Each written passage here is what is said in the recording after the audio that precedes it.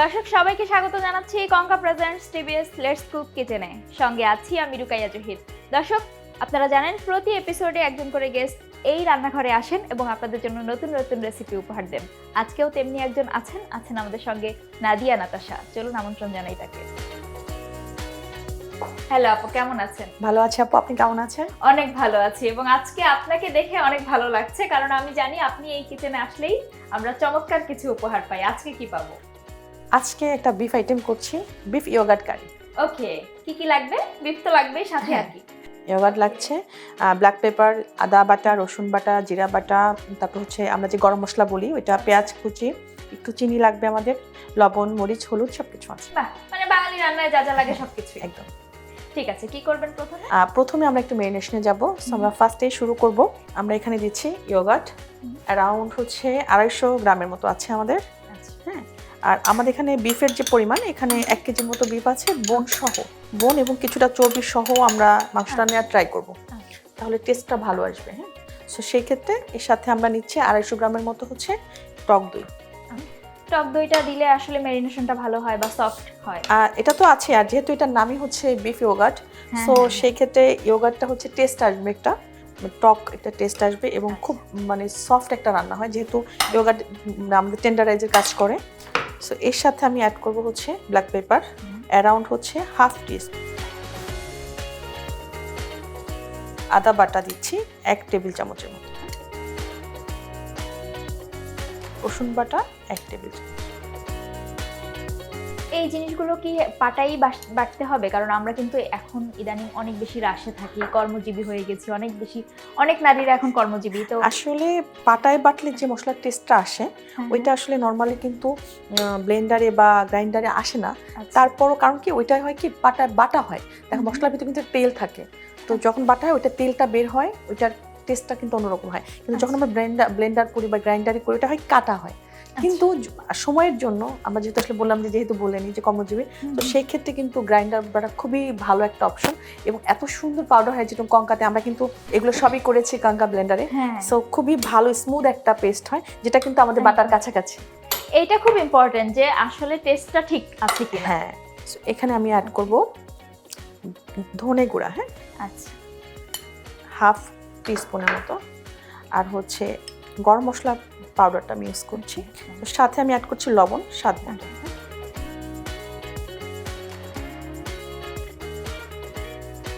এখানে অ্যাড করছি লাল মরিচ গুঁড়ো। হ্যাঁ, নরমাল মরিচের গুঁড়ো। হ্যাঁ, 1 টেবিল চামচ।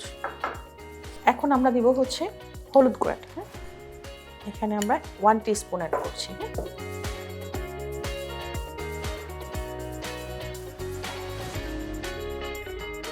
এখন আমরা একটু অ্যাড করছি হচ্ছে এলাচ, একটু ভেঙে এলাচ এবং দারচিনিটা। সো আমি 3-4 টুকরা দিয়ে দিলাম, আর দারচিনিটাকে দিয়ে দিয়েছি, আর এলাচটা আমি একটু ভেঙে নিয়েছি যাতে ভেতরের স্মেলটা বের হয়। সাথে অ্যাড করব তেজপাতাটা একটু সামান্য। সো আমাদের এটা মেরিনেশনটা আমাদের হয়ে গেছে।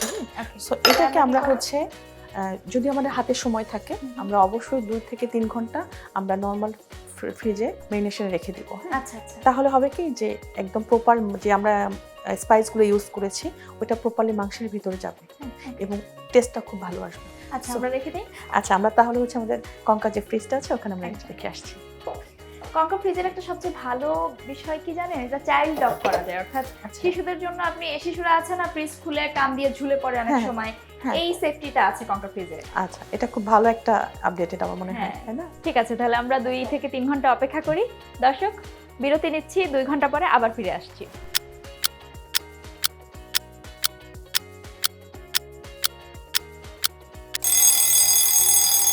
দর্শক, গরুর মাংসটা মেরিনেট করে আমরা 2 ঘন্টার জন্য কঙ্কা ফ্রিজে রেখেছিলাম। এবার দেখা যাক তার কি অবস্থা। আপু, আমরা দেখি। হ্যাঁ,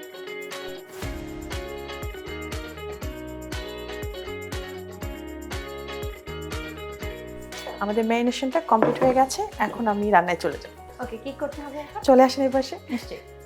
আচ্ছা, সো নর্মালি হচ্ছে আমরা প্যানেই করব, প্যানে করলেই দেখা যায় একটু লং টাইম ধরে রান্না করা হয়, আগে যেটা করা হতো।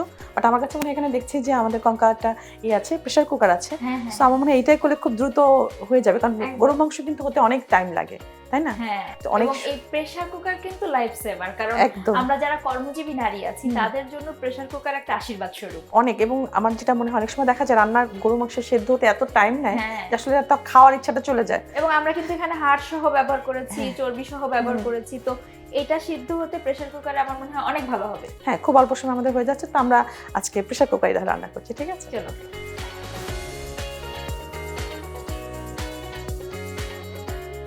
কঙ্কার কিন্তু আপু একটা ইনফ্রারেড কুকারও এখানে আছে, আমরা চাইলে এটাও ব্যবহার করতে পারি। আচ্ছা, সেক্ষেত্রে আমাদের গ্যাস সেভ হবে। অনেক সময় আছে না যে শীতকালে বা যে কোনো সময়ই দেখা যায় ঢাকায় গ্যাস সংকটটা খুব প্রকট, কিন্তু যখন গ্যাস থাকে না তখন এই ধরনের চুলা কিন্তু আশীর্বাদ। এবং আমি নিজে কিন্তু সবসময় ইউজ করি, একদম খুবই ভালো লাগে। এবং সবচেয়ে বড় কথা যে সব ধরনের প্যান ইউজ করা যায়, খুব দ্রুত রান্না হয়। একদম। সো আমরা শুরু করি, আমরা চুলাটা অন করে নিচ্ছি।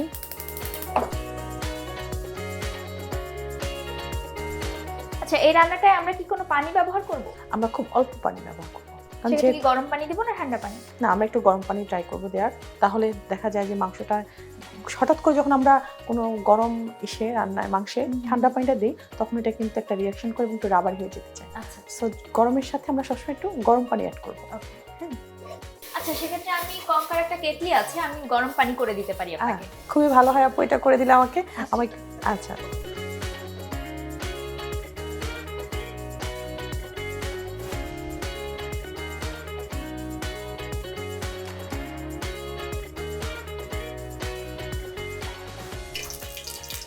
আপু আমি এখানে আমি এখানে হাফ কাপের মতো তেল অ্যাড করছি।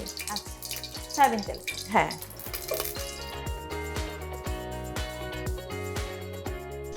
দেন আমরা এখানে অ্যাড করব পেঁয়াজ। পেঁয়াজ কুচি 1 কাপের মতো।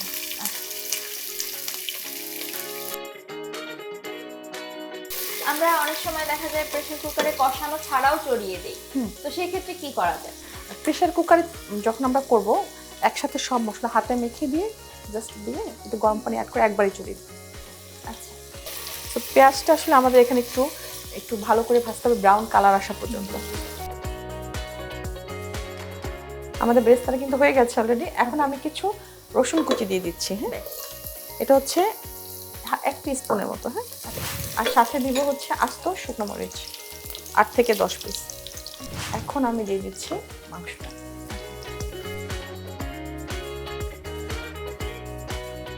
আপু, মাংসটা কষাতে কতক্ষণ লাগবে?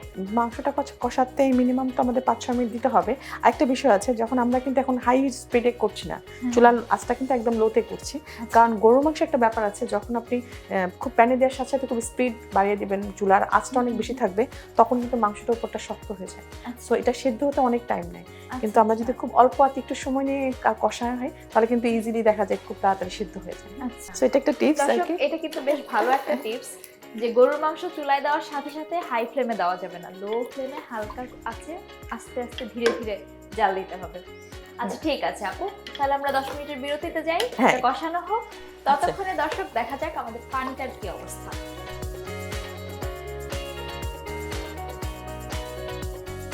পানিটাও কিন্তু রেডি। আচ্ছা,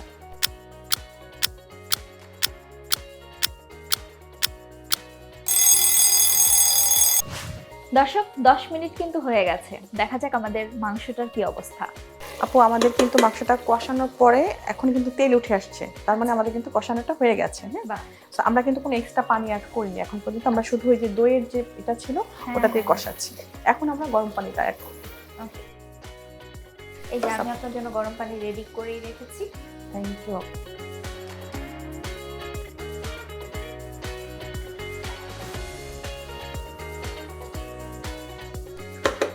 এটা আমরা এখন ঢেকে দিব।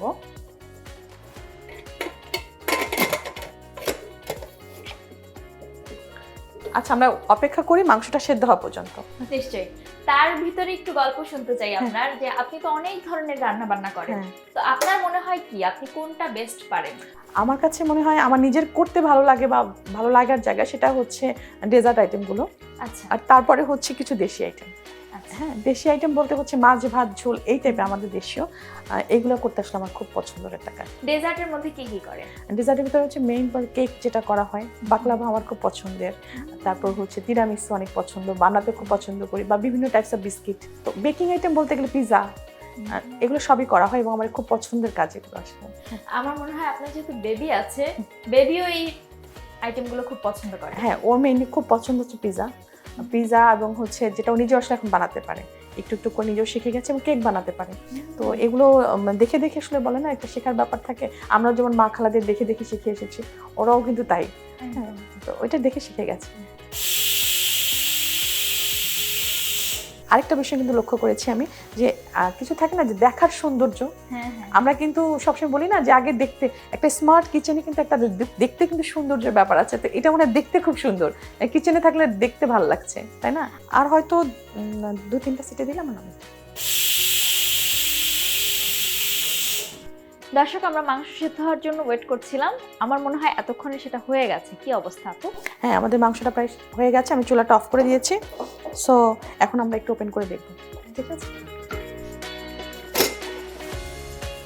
আমাদের মাংসটা সেদ্ধ হয়ে গেছে। সো আমরা এখন একটু সামান্য সুগার অ্যাড করবো টেস্টের জন্য। হ্যাঁ, আচ্ছা, কারণ যেহেতু আমরা হচ্ছে টক দই দিয়েছি, হ্যাঁ হ্যাঁ একটু সুগার টেস্টটাকে বাড়াবে। খুব বেশি না, হালকা সুগার, এটা মিষ্টির জন্য না, জাস্ট স্বাদটার জন্য, ওকে। ব্যালেন্স করবে স্বাদটা। একটু নেড়ে দিব, যেহেতু তাপটা আছে এখনো, আমাদের হ্যাঁ, চুলার প্রয়োজন নেই, হ্যাঁ আমরা নামিয়ে দিব।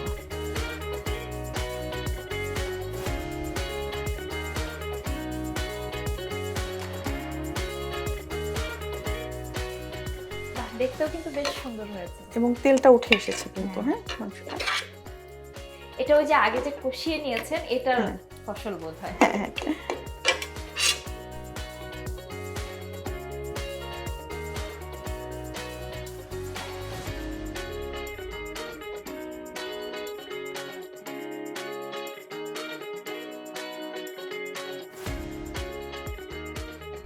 So, এখন আমি একটু পাশে চলে আসবো।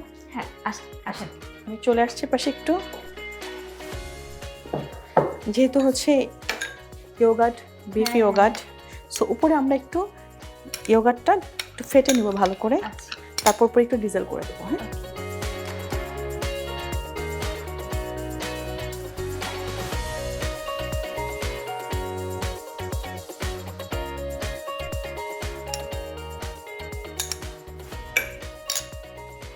আর তার উপর একটু হচ্ছে আমরা ধনে পাতা কুচি দিয়ে দিই। তো তৈরি হয়ে গেল আমাদের আপু বিফ ইয়োগার্ট কারি। Thank you so much. চমৎকার। থ্যাংক ইউ সো মাচ আপু। এটা আসলে যে কোনো, সবচেয়ে মজার এটা কিন্তু আপনি পরোটা দিয়েও ভালো লাগবে, সাদা ভাতের সাথে ভালো লাগবে, ইভেন পোলাও দিয়েও খেতে পারবে। একদম সবকিছুর সাথে যাবে। আর এত মজার একটা, এত সুন্দর একটা রেসিপি আমাদের শেখানোর জন্য অনেক ধন্যবাদ আপু। অনেক বেশি ভালো থাকুন। দর্শকদের উদ্দেশ্যে যদি কিছু বলতে চান। আমি চাইবো দর্শকরা বাসায় ট্রাই করুক, নিশ্চয়ই ভালো লাগবে। আর আপনাকে ধন্যবাদ আমাকে ইনভাইট করার জন্য, টিবিএসসি কে ধন্যবাদ আমাকে আমন্ত্রণ জানানোর জন্য। অনেক বেশি ভালো থাকুন। আল্লাহ হাফেজ। দর্শক, এই ছিল কঙ্কা প্রেজেন্টস টিভিএস লেটস কুকের আজকের আয়োজন। আমাদের এই রেসিপিগুলো যদি আপনাদের ভালো লাগে অবশ্যই লাইক করবেন, বন্ধুদের সঙ্গে শেয়ার করবেন। আর পরবর্তী এপিসোড পর্যন্ত থাকুন টিভিএস এর সঙ্গেই।